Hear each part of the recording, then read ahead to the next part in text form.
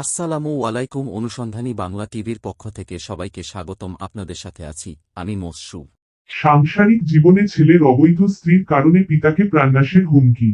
দিনাজপুর জেলার বোচাগঞ্জ উপজেলার এক বাসিন্দা মোহাম্মদ আহমজিদ খান তার ছেলের কথিত স্ত্রী মোছা হালো আরজিনা ও তার সঙ্গীদের হাতে একের পর এক হুমকি ও হামলার শিকার হচ্ছেন বলে অভিযোগ উঠেছে।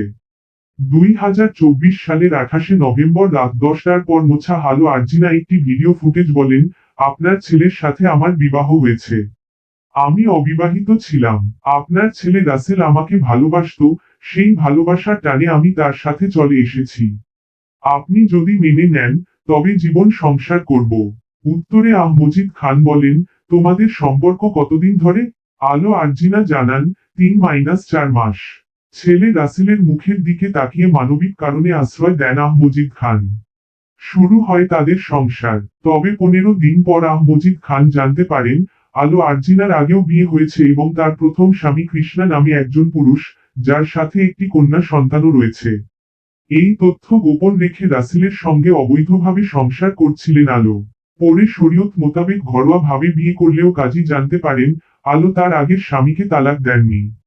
ফলে বৈধ বিয়ের রেজিস্ট্রেশন করা হয়নি। এতে ক্ষিপ্ত হয়ে ওঠেন আলো আরজিনা ও রাসেল খান। শুরু হয় পারিবারিক অশান্তি। পরবর্তীতে 15 জানুয়ারি 2025 তারিখে আহমজিদ খান বোচাগঞ্জ উপজেলা নির্বাহী কর্মকর্তা মারুফ হাসান ও বোচাগঞ্জ থানার অফিসার ইনচার্জ জাহিদ হাসান সরকারের কাছে লিখিত অভিযোগ করেন। অভিযোগে বলা হয়, তাকে এলাকার কিছু বখাটে ছেলে বাড়ি থেকে তুলে নিয়ে ভাঙা মিলে নিয়ে গিয়ে মারধর করে। পরে বোচাগঞ্জ থানায় বিষয়টি ওসি ও দ্বিতীয় কর্মকর্তা ওয়াসিম আপোষ মীমাংসা করে দেন। কিছুদিন পর আলো আরজিনা আহমজিদ খানের বাড়ির অর্ধেক জমির ভাগ দাবি করেন। তিনি বিষয়টি প্রত্যাখ্যান করলে রাসেলকে উস্কে দিয়ে ষড়যন্ত্র শুরু হয়। রাসেল ও আলো মজিদের বাড়ি থেকে বের হয়ে দিনাজপুর শহরে এক ভাড়া বাসায় থাকতে শুরু করেন। 3রা ফেব্রুয়ারি 2025 তারিখে আহমজিদ খান দিনাজপুর করতে গেলে রেল স্টেশনে আবারও কিছু বখাটে ছেলেরা তার উপর হামলা চালায়। তিনি দিনাজপুর কোতোয়ালি থানায় ওসি আহমতিনের কাছে লিখিত অভিযোগ করেন। পরে আলো আরজিনা শেতাবগঞ্জ রেল কলোনিতে ভাড়া বাসায় অবস্থান করে রাসেলকে লুকিয়ে রাখেন এবং আহমজিদ খান বাদী হয়ে আদালতে মামলা করেন, যার নং 69P25 দায়ের করেন।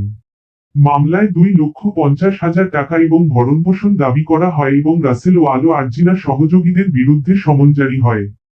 পরবর্তীতে 3রা মে 2025 সন্ধ্যা 6:30টার দিকে সফিকুলের চায়ের দোকানে আহমজিদ খানকে দেশীয় অস্ত্র চাপটি দিয়ে টুকরো করে ফেলবে বলে প্রকাশ্যে হুমকি দেওয়া হয়।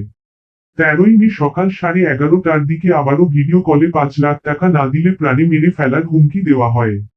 16ই মে দুপুর 12টায় অডিও কলেও তাকে প্রাণনাশের হুমকি দেওয়া হয়। বর্তমানে আহমজিদ খান পরিবার সহ চরম নিরাপত্তাহীনতায় ভুগছেন।